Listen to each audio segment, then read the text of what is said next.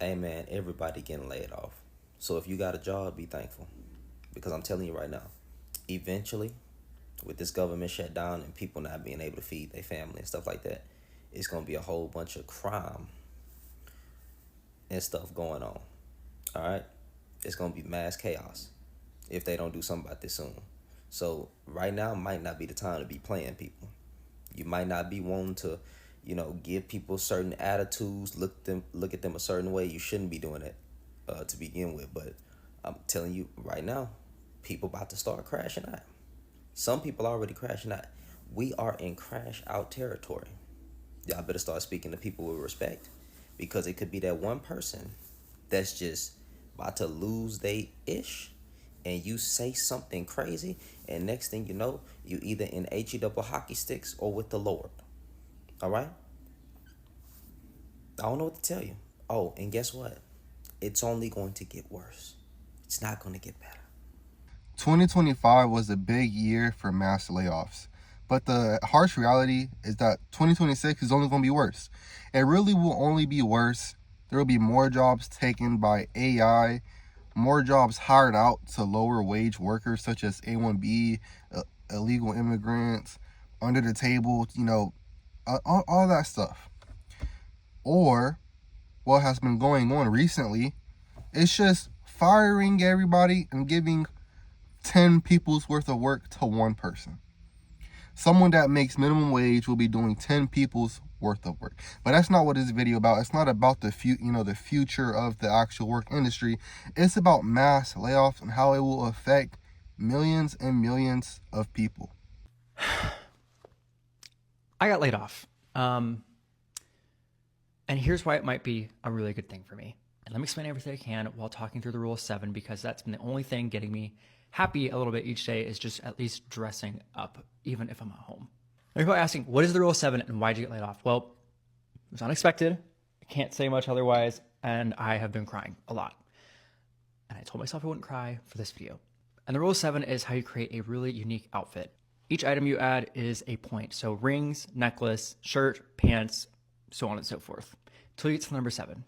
Now, how did I get here? Well, I've been in media for about 7 years. Some may know me from red carpets. Some may know me from my home stuff. However you know me, awesome. If you don't, nice to meet you for the first time. Why do I say this is good for me? Because I think for the first time, I have a chance to focus on myself and the things that people know me for, and the people who hired me because of the skills I have. I love these Miansai pieces of jewelry if you're looking for something to add to your outfit. It's what I wear for the most part. No matter where I've gone, everyone's always said, I am coming here for you, or to work with you because you put out amazing stuff. You are the reason that I want to work with this company, this brand, wherever it be. And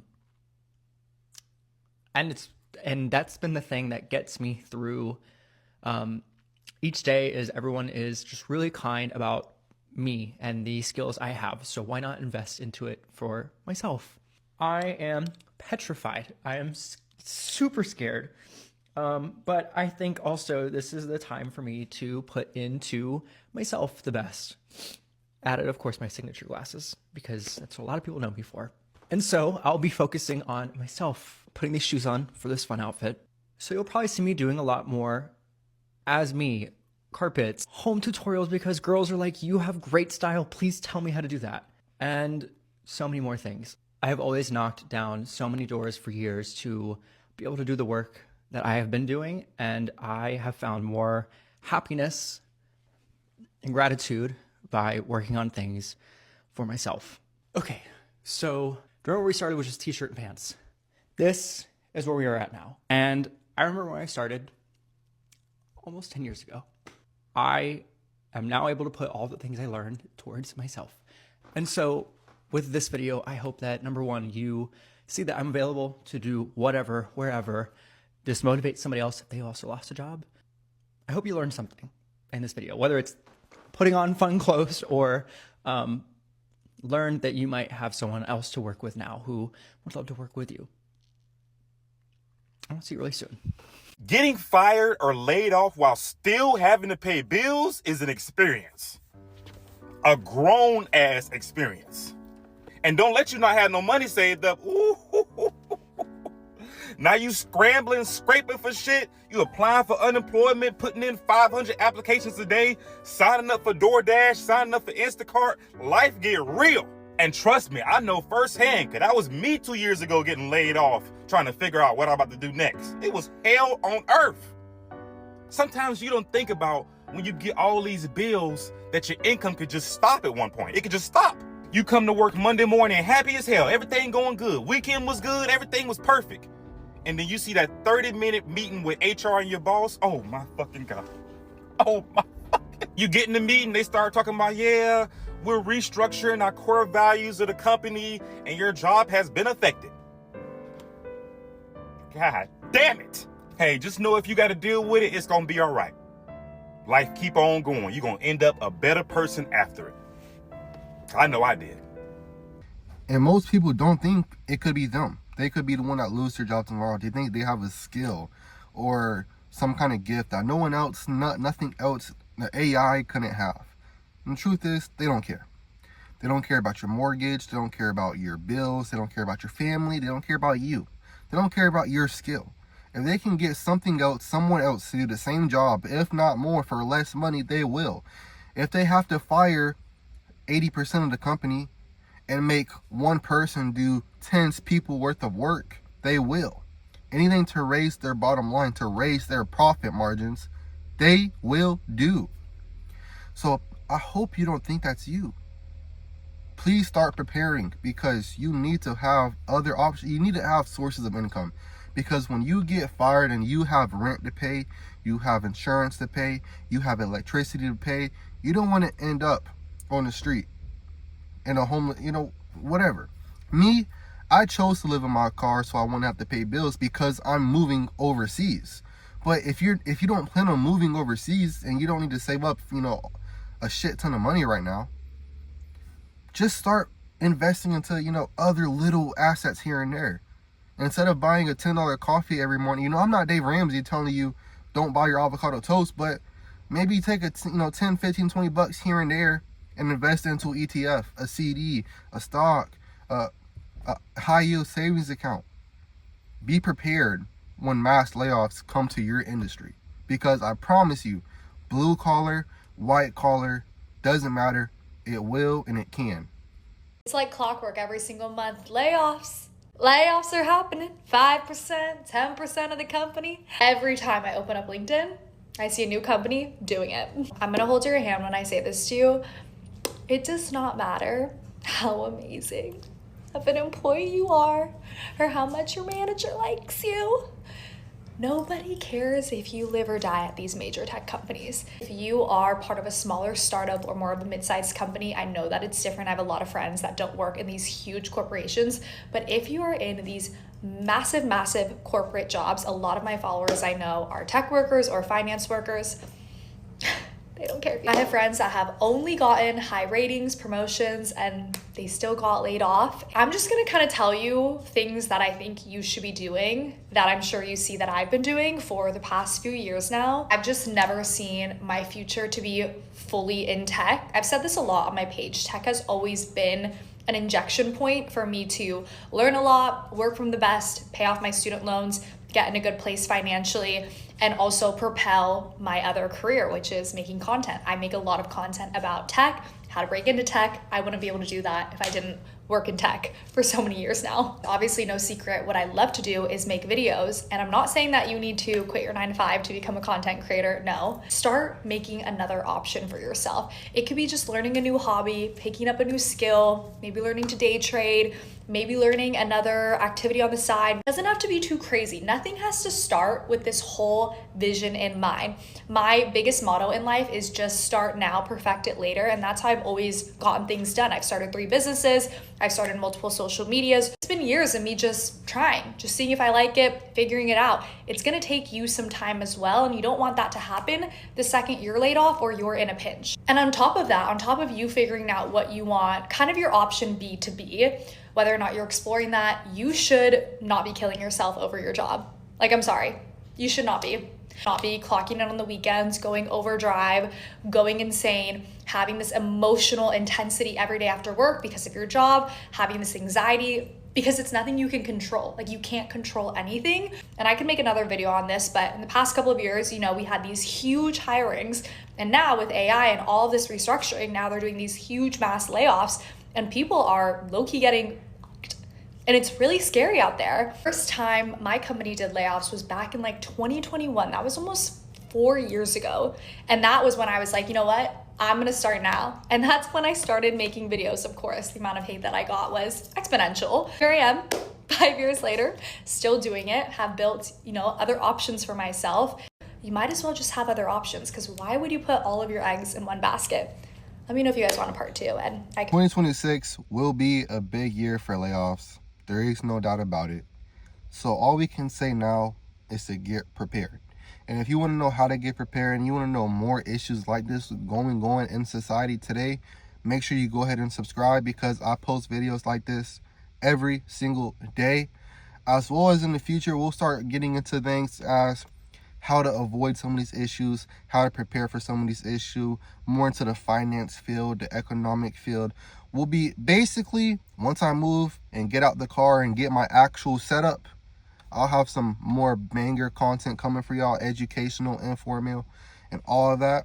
So go ahead and support me, subscribe, and let's take a look at some of the rest of these clips. But Amazon is going to carry off what they started back in Q3, went into Q4, that they were going to be laying off 30,000. So they laid off 14,000 in October, and now at the end of this month, which is January, they're laying off another 14,000. January is already a high volume month when it comes to layoffs, reorgs, anything like that. So We Are Family gets a little bit distorted around this time of month. But the thing that is a little annoying is that there were 100 companies at the top of the year saying that they were going to let go people this quarter or this month due to warn notices. Warn notices is kind of like a, hey, what's up? Like a GPS telling you get ready to miss your turn. Meaning, before you go blindsidedly going through life, that you get ready to get a Teams invite to let you know that you're out the door. So the fact that we're seeing this does not alarm me, but here's what is. What's bothering me is how emergency funds are getting a rebrand. Yes, you need to have an emergency fund for if you get laid off or if you go to the hospital or if you have a car hiccup, but the cost of living is becoming an emergency as well. So yes, you need 3 to 6 months of expenses to handle a layoff, but we're noticing that people can't handle the day-to-day to save 3 to 6 months. So that's why in the Wall Street Journal, I suggest that people started with saving up 500 and da-da-da. But the other caveat of the rebrand around emergency funds is that the cost of living going up beyond your bucks is another means of an emergency. Because think about it, if people need to live below their means, but their means is already low, how is their fund going to go? So the rebrand that we're seeing about having an emergency or what is emergency is getting a little bit distorted due to the fact that layoffs are lasting longer and the job market's getting distorted, but also the cost of living is going up. Even if you are getting laid off or you are noticing that the cost of living is not laying off your wallet, here are 3 things I want to suggest to you. I'm going to tell you to do an audit of your wallet. Figure out how much you typically spend on the month, and then that is going to be your target amount that you save towards. But bringing it down a little bit more, starting to save that 100 or 500. The second thing is to prioritize your bills in case you have a hiccup in your income. Meaning saying, what hardship programs can I use with my credit card company or even my servicer? Or what is a nice to have and a need to have? And then determining, renegotiating bills and making sure that you can move things around to make sure you are a little bit more floated. The third one is to create a different money algorithm, meaning I want you to survive and thrive versus being scatterbrained. So let me know, what do you feel about what's going on with this whole emergency fund thing and layoffs and how it's not laying off? The economy is not. Stay funded. That's it. I'm sick of this shit. So I think I'm gonna get laid off tomorrow. I got an email from our executive director asking if I can meet with him tomorrow. And the title of that email was my organization's name, Staffing. And I was like, oh, fuck. So yeah, I have no idea what I'm gonna do. I'm trying my best to remain calm, and it is hard. To be honest, I didn't think that this was gonna happen to me, but I was wrong. At least I think I'm wrong. I guess we'll just have to see what happens tomorrow. But in the meantime, I am just going to do my best to try and not think about it. Although I think that's going to be a little difficult.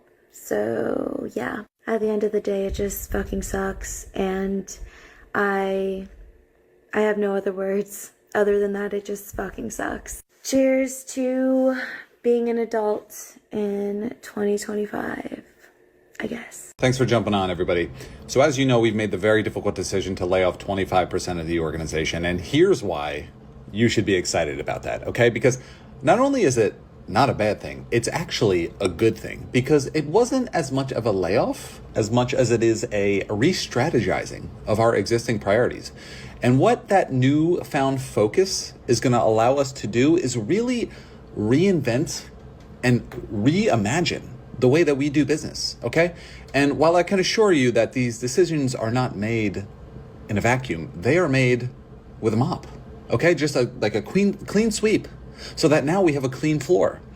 And what we're able to build on that floor is really up to you, okay? Because what this does is it opens up a lot of very exciting opportunities, not just for us as a business, but also for all of the remaining stakeholders. We have a lot more leeway and a lot more breathing room in order to give you guys the path that you need, okay?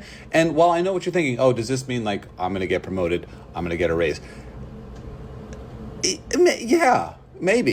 I think the layoffs we saw in 2025 are just the tip of the iceberg. I think we're going to see a much bigger elimination of headcount here in 2026. And I'll tell you two reasons why. First one, the layoffs have become a drug for businesses. They're using layoffs as a business strategy, and they're not going to be able to quit it. It's just a super easy way to improve profitability. But the bigger picture is going to be three letters, RPE, and that's revenue per employee.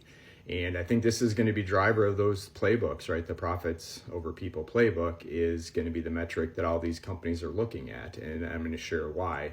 If you look at NVIDIA, their current revenue per employee is over $5 million. And if you look at some of the other big companies like Microsoft, their current RP is 1.29 million.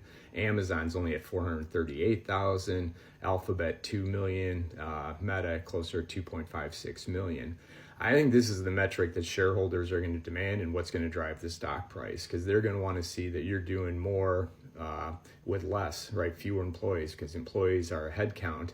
And there's two ways that that these organizations are going to be able to get to this number, and that's dramatically increase revenue without adding head count, which is going to be tough, or it's to take out head count, right? So to give you an example, if Microsoft wanted to get to the, let's see, let me do the math. I did the math here so you didn't have to. Right, if Amazon wanted to get to that 5 million RPE number, they'd have to eliminate almost 1 million jobs. Microsoft, to get to that number, is 108,000 jobs. Berkshire, and it goes on and on. So is this going to happen immediately? No, but I think the demand from shareholders is going to be, right, get that RPE number.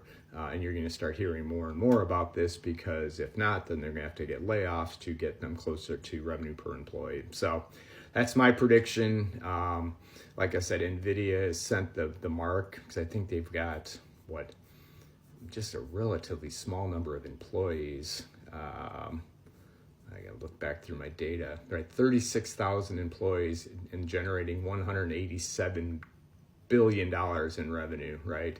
And we use somebody like, let's see who's comparable in revenue. Meta, right? 189 billion versus 187 for NVIDIA. Meta's got 74,000 versus 36,000 employees. So double the number of employees. And guess what they're going to try to do? They're going to try to get to that number. So like I said, if you're trying to ride out corporate and you think the wave of layoffs has peaked, I think we're going to see, right, to use that now, the tsunami is going to come, because these companies are going to try to drive. They're going to use AI as the excuse and try to get the folks that are still there to figure out how to gain that efficiency.